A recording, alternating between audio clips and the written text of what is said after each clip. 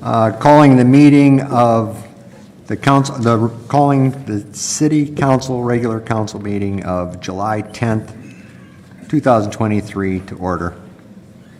Cindy, can you take the roll? Councilmember Blanchett. Councilmember Ganaga. Here. Councilmember Norton. Here. Councilmember O'Neill. Here. Councilmember Robbins. Here. Mayor Swift. Mayor Pro Tem Workman. Here. Let the record show that Councilmember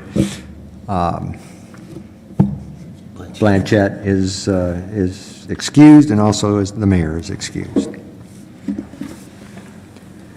Pledge allegiance will be by Councilmember O'Neill, and the invocation will be by Councilmember Norton.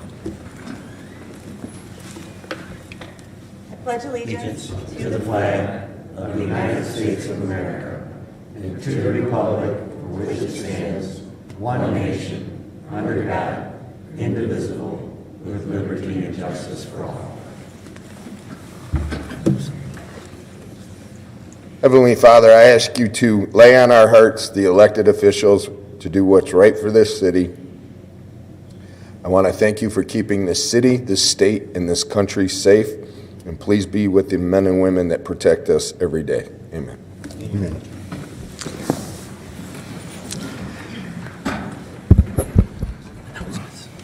There are no awards, presentations, or proclamations for today. Announcements? Yes, Your Honor. We have a couple recreation announcements. Mr. Todd Dickman. Thank you. Just want to remind everyone that we have started our concert series, our every Wednesday night concert in the park. Those started last Wednesday, and then this Wednesday we will be going back out again with Wayback Machine, so music from the 60s, 70s, and 80s, and that will be in Young Patriot Park from 6:30 to 7:30. We also feature a food truck during that, so if you didn't have dinner before coming out, you can find some dinner while at the concert. Also, this coming Sunday, we are going to have our concert on the course. So we will have a concert on the practice facility at the Riverview Highlands, and that is featuring Bonnie and the Working Girls. That will be from 4 to 7 o'clock for that event, and also we'll be kicking off with music from Steve Washburn. Thank you, Mr. Dickman. Now for the approval of the minutes for 6/19/23 regular Riverview Council meeting and the minutes of the 6/26/23 special meeting and the condensed versions for publication. Do I have a motion? So moved, Mr. Mayor Pro Tem. Support. Motion by Councilmember Norton, supported by Councilmember Ganaga. Roll call. Councilmember Ganaga. Yes. Councilmember Norton. Yes. Councilmember O'Neill. Yes. Councilmember Robbins. Yes. Mayor Pro Tem Workman. Yes. There are no public hearings, so we'll move on to public comments. It is now time for public comment. Please approach the podium, state your name and address for the record. You will have 5 minutes of time. There will be no rebuttal or sharing of time. Please keep your comments respectful. Anyone may now approach the podium.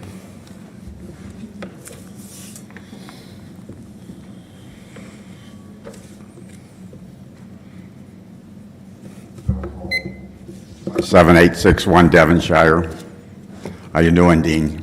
We're hanging in there, Bill. I watched the June 26 study session. It appears the council will soon be presenting a resolution for a police public safety millage of 4% to be placed on the ballot for voter approval. Included in that resolution is to add 2 more officers, one for the schools if the school board is willing to share the cost, and place another officer back at the airport with the DEA.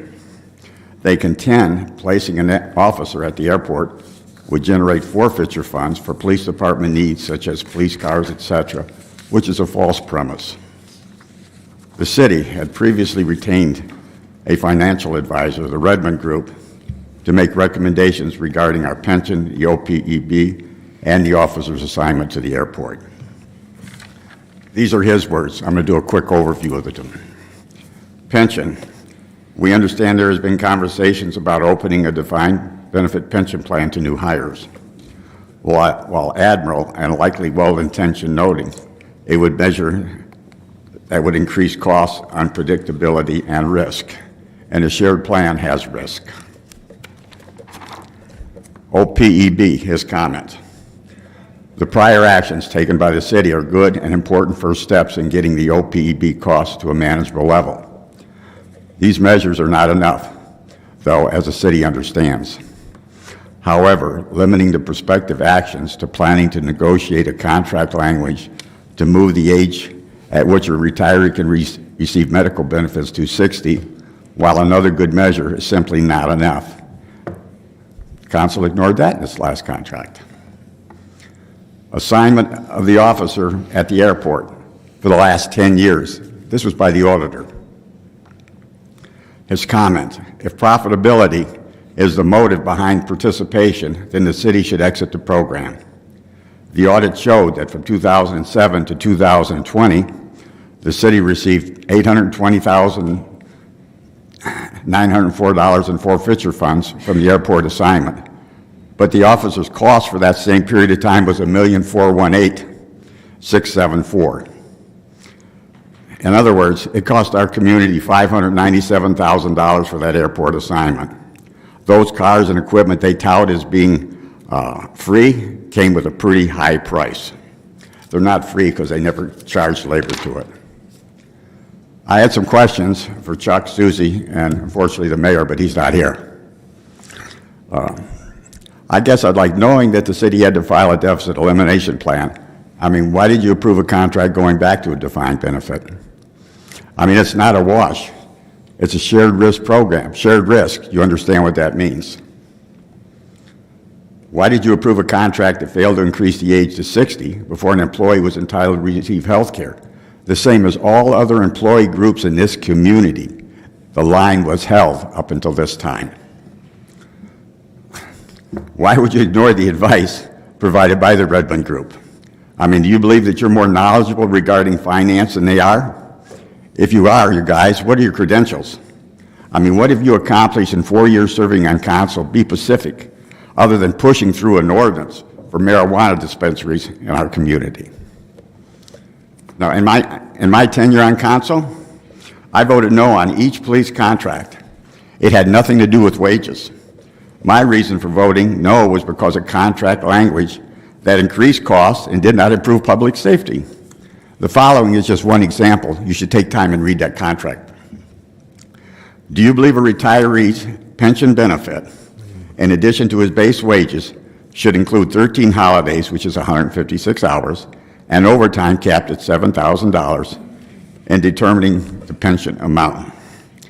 That article alone increases the pension benefit by 16%. Holiday pay is included in their base wages called for in their contract. All other contracts in our community are base wages and longevity. Okay. I mean, the question is this: does a retired individual need compensation for holiday pay and overtime when he's retired? If so, support the incumbents of rerunning. Thank you. Bill, just so you'll know, I know this isn't the way Andy does it. I guess I can do what I want. Can you, Mr. Dobek, explain this part for us, please? Yes, Your Honor. The items up in 10.1 and 10.2 regard to the police, the new plan, it's still a defined contribution plan, so it's a 401A type plan with a city match. No, I understand the plan. It's not a defined benefit where the benefit is paid. But it is by a the shared city. risk. Just by reading your recap, it's a shared risk. Very small. And just with the idea about, this plan also allowed the city to hire new officers. Without this kind of a plan to help secure officers, we were having a heck of a time retaining and getting new officers. And I believe right now we have the amount that we budgeted for, so we're fully staffed. So I do congratulate the chief with that, being able to be fully staffed and keep the city safe. So. Thank you, Mr. Dobek. Anybody else?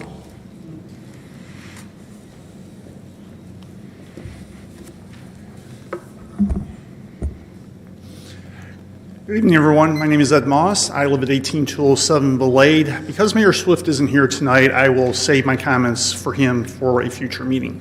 First thing I will say is because I was not at the last meeting and because it was after public comment, I want to officially welcome Tracy Duncan and Shane Harrison to the team.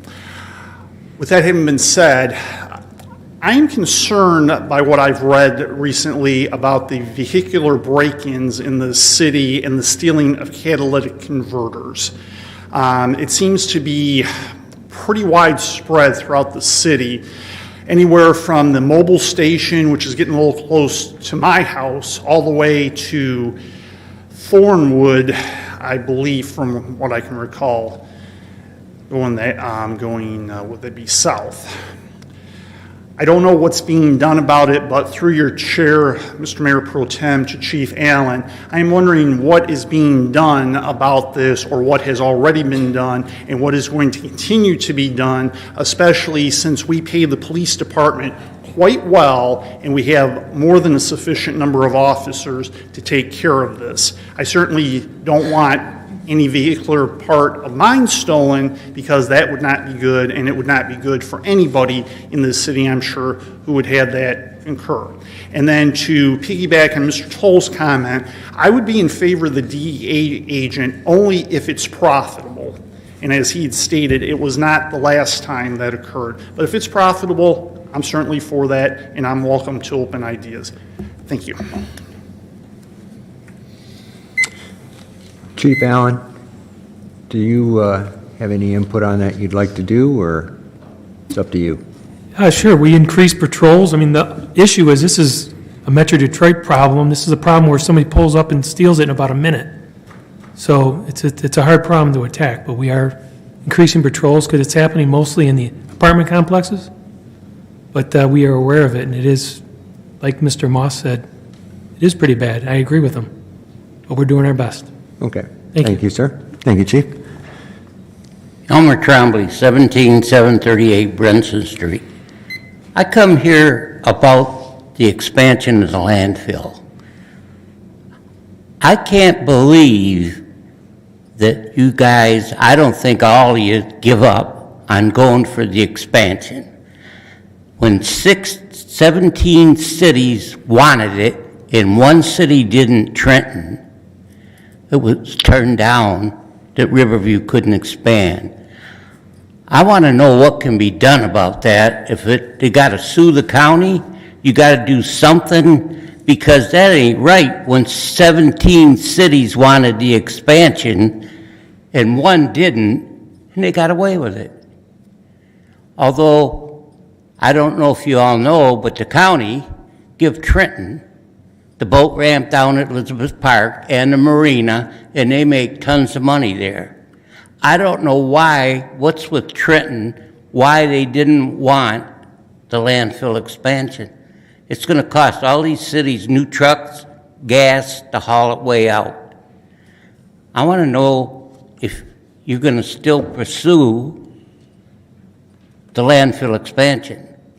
Because if I get elected, I'm going after it. If I got to go by myself, I'm a never give up guy. Anybody got an answer? I do, Elmer. I've talked to my co-workers here, or partners. We are looking to go into the 2030 plan. I don't know if that's what the number is going to be. It might be 2035, might be 2040, I don't know. Pardon me? 2050. Do you remember back we did the 2020 plan years and years ago, and we developed a plan for the city, including the landfill, and we followed that all the way up to 2020 when we went for the expansion, if you recall. And so we were following our plan as much as people said we weren't. We were. We had a plan, and they can look at it. I've talked to the rest of the council, and they're all in favor of going forward with a 2030 plan. Now, with the 2030 plan, could be another number, I don't know yet. What they're going to do is they're going to call in business people, as we did before. They're going to call in the schools, residents, and department heads. and they're going to develop a plan in which direction we're going to go.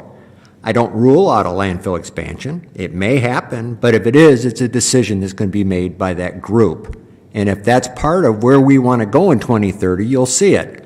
Now, you're welcome to join that. It's open to the public. If you aren't elected, you can join that and join in on the discussions. There will be many discussions. Mr. Skirdo will be the gentleman that will be orchestrating that. If you remember, in 2013, we went or was it 13 or 10? I can't remember. You were included in this. You remember we updated the 2020 plan before we went for the landfill expansion. Do you remember when we met with everybody and we discussed it? And we were really disappointed how many business people actually showed up. Mr. Skirdo, am I correct? Not many showed up, and we sent all kinds of stuff out. So there was no interest. So we did the best we could with the interest that we had, and we followed the 2020 to where it is now, and it's over. So we will be developing another one. Well, the other part of it is you had to raise taxes, but in 1960, when this landfill was approved, I was against it, but it was approved and it was fine. But the citizens of Riverview were promised they would never pay garbage pickup, but you guys had to raise the millage because you needed the money. And Elmer, that's going to occur. Isn't a promise a promise? No, there's only two ways you can run a city, and I ran it. I can either cut services, or we can either cut services, or we can raise taxes. We don't print money. So, or we can sell off parts of the city, but that's a one-time income. And I don't recommend doing that. Fact is, the council will hear from me on the part of selling our property that it shouldn't be sold until the 2030 plan is put in effect, and we decide how the community wants to sell property off. But that's me. So I'm only one vote. I'll keep you updated. Okay. Anyone else?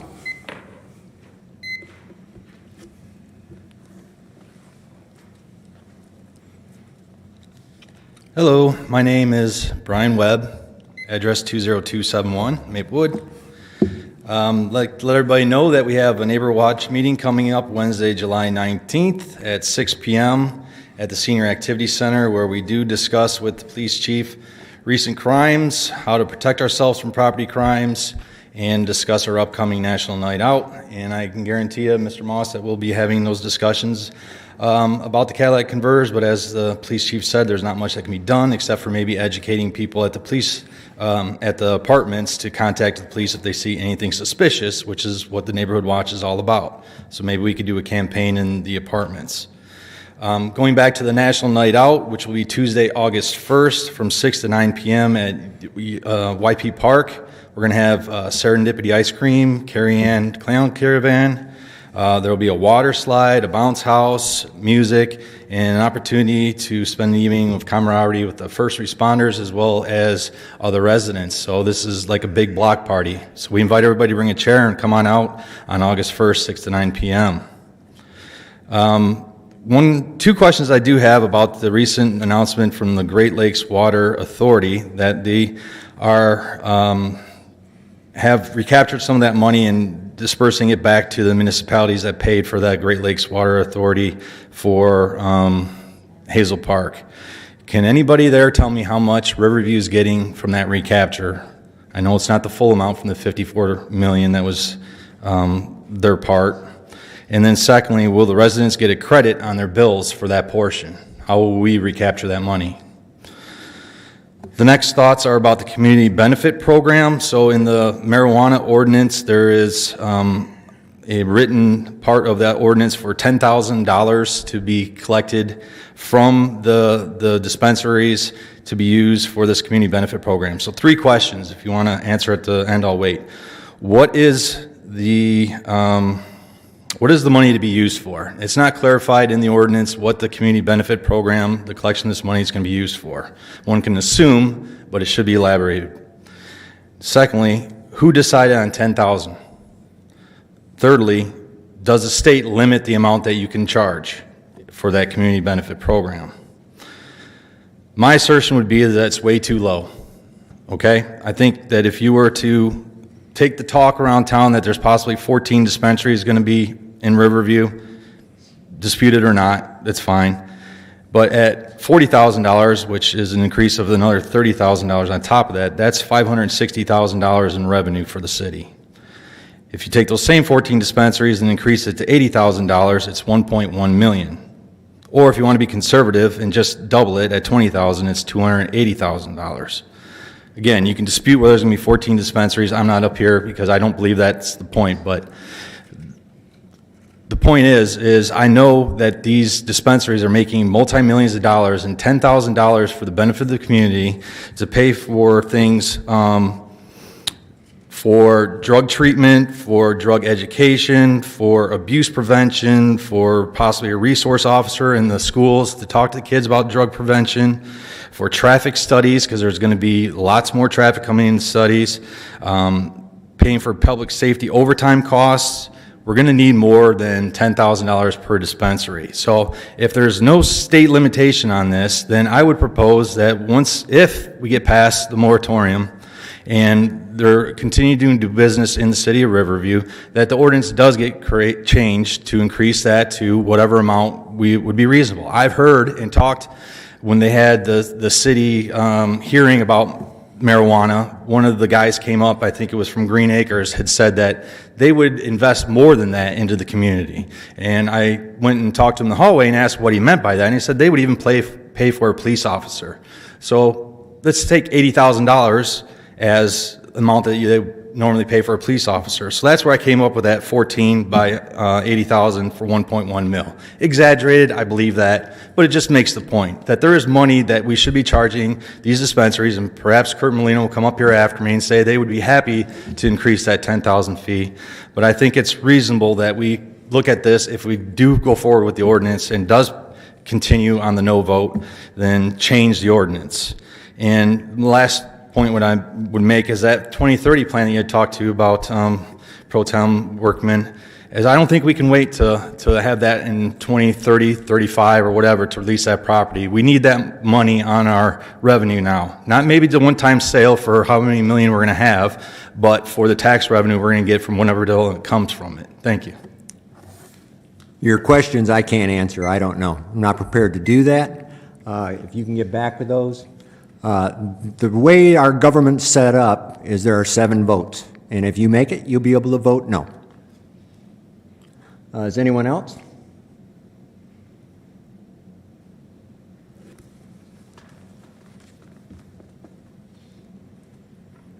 Jared Coyne, 18160 Brentwood Drive. Mr. Workman, it's nice to see you in that chair today. It's a change of pace. I like the informal setting. Everyone seems to be on a first-name basis. Rita, Jeff, Dave, Cindy, Randy, Chuck and Susie, one word, by the way. It's never Susie and Chuck and Dave. I like your point about the printing press.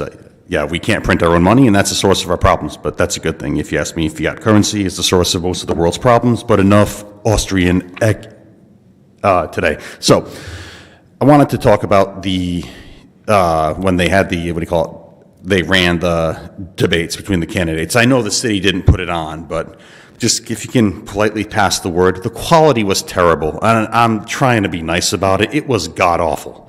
I had the TV on like 68. It would have blown the speakers out if anything else was on the TV. I couldn't hear Bill Toll. It wasn't his fault. I just couldn't hear a syllable of what he was saying. The mayor's one was a little bit better. I think it was the Riverview Register that put that on.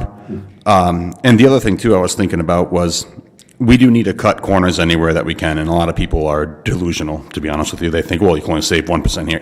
Every penny counts. I'm sure the city manager can tell you, every penny counts, wherever you can save. I've never found where in Public Act 267, the Open Meetings Act, it says that the city has to pay to publish the meeting minutes in a newspaper. That might have been true back in the 60s or the 70s, but that's a way to cut costs. You can publish them online. From my understanding, and correct me if I'm wrong, anyone, you only have to have them open for public inspection like 8 days after the meeting or 8 days after the council agrees to submit the minutes. It's something like that, but that's a way to cut costs too. So that's just something to think about. But anyway, yeah, in the future, if there's any way to have a better setting for the debates, just better quality. I mean, I don't want to sound mean. I hate to rag on them, but it was that bad. It was terrible. Anyway, thank you all. Thank you. Anyone else? We'll move on. There's no organizational business. There's nothing on the consent agenda. Resolution 10-1, a resolution of the Municipal Employees Retirement System Defined Benefit Plan. Do I have a motion?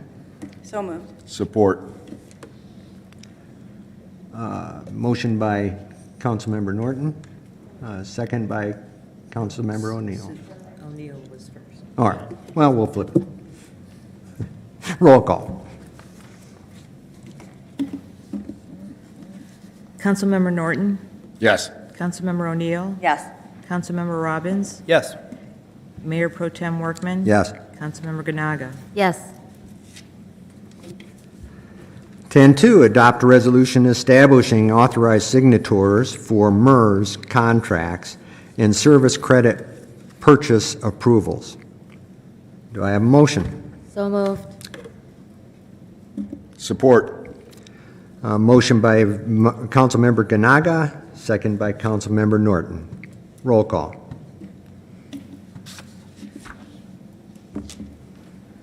Councilmember O'Neill, Yes. Councilmember Robbins. Yes. Mayor Pro Tem Workman. Yes. Councilmember Ganaga. Yes. Councilmember Norton. Yes. Nothing in administration, nothing in ordinances, other business. Does any of our council members have any other business? Mr. Mayor Pro Tem Workman, a couple things that we were asked questions about. I kind of wish when people come up to ask questions, they stick around for other business, but maybe they can go back and watch the video. Mr. Mayor Pro Tem, correct me if I'm wrong, but when we approved the pension for the police contract, it wasn't just myself and Councilmember O'Neill. That was a 7-0 vote. It was. Okay, thank you. And then also, Mr. Tromley was asking about you've covered that with the 2030. The only thing that I would like to add is before I was elected in 2019, I had asked, while Mr. Tromley was setting up here, that the landfill expansion should have went to a vote of the people. I personally felt it would have passed by 70+%, but he was not for the people voting for that landfill expansion. So I think in the future, maybe those things should take place. Thank you, Mr. Mayor Pro Tem.